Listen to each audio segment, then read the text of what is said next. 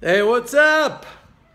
So, just a short while ago, special investigator and former director of the FBI, Robert Mueller, announced that he was expanding the Russia probe now into Trump businesses. And Trump warned last night that Mueller better not do that.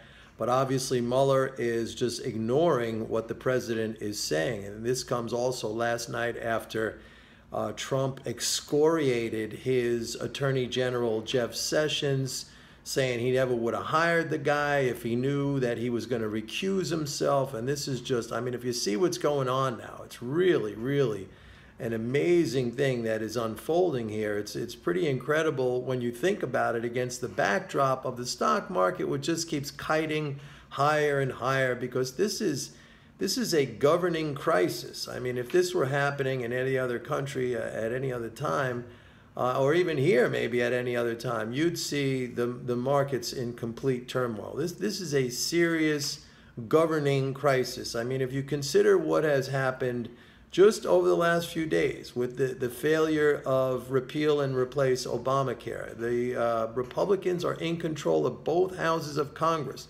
They voted something like 140 times when Obama was president to repeal Obamacare.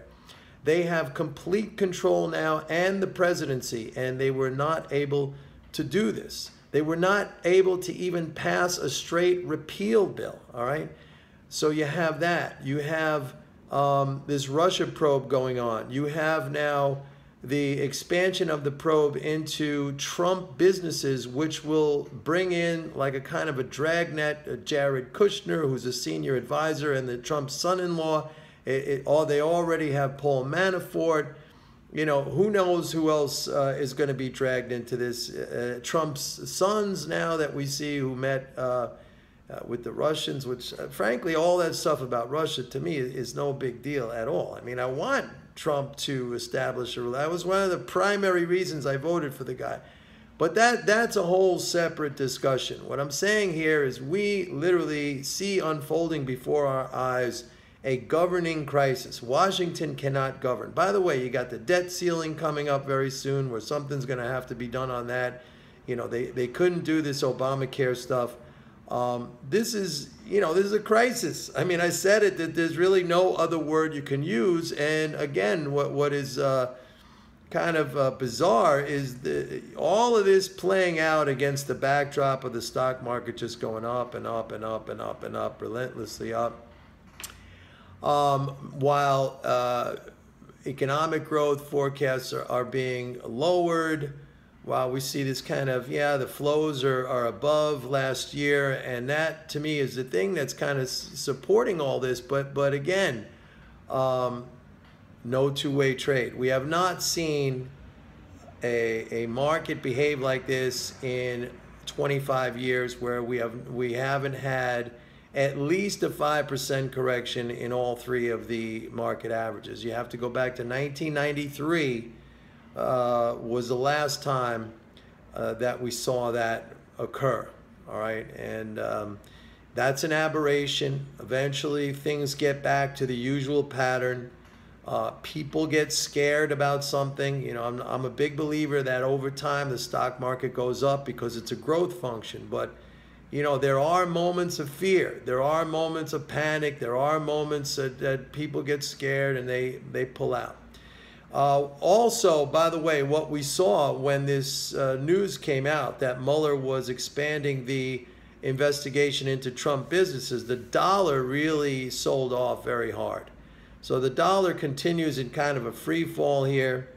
Again, I called that last year. I called it at the beginning of the year. I called it in March. I called it in June. I said, you got to short the dollar. Everybody was, interest rates are going to make the dollar go up. Interest rates are going to make the dollar go up. It's not how it works.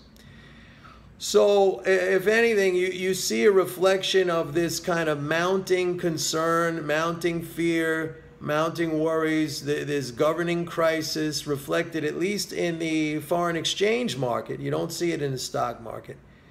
Gold up a little bit today. Somebody asked me, why isn't gold up 20 bucks? The reason why gold is not up 20 bucks is you have constant forward selling, hedge selling by producers. But there's only so much they could sell. They've already sold. I went over the numbers. I think they're short something like 120 or 130 million ounces of gold. There's only 12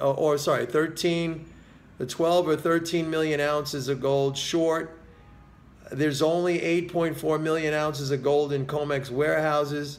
So they're way overhedged. I mean, at some point, they're going to stop selling. And then if you get people kind of waking up to this crisis, if they decide to go into gold, it's going to be a major, major short squeeze. There's just not enough physical gold if they have to deliver against their futures position. It's not there. It's not there, and it wouldn't take a lot to squeeze these guys. I've been over the numbers. Go back and check some of my videos on this, because I actually broke it down. It would hardly take any money at all. Some big hedge fund could squeeze them like to no end. I mean, to no end. It would be, I mean, I'd love to do it, to be honest with you. So that's the story right now. It's going to be very interesting because Trump threatened Mueller. Trump's the president. I don't know what power Mueller has other than the power of an investigator.